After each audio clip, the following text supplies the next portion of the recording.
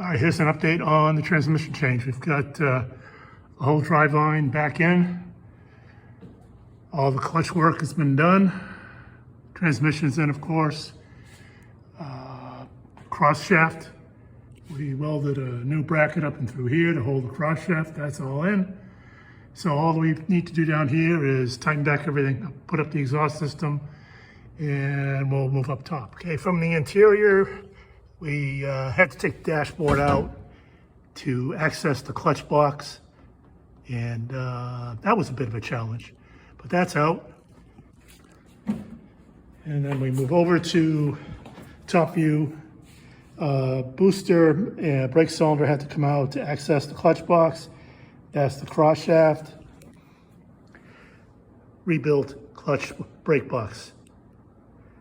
Next, we put it together and we fire it up.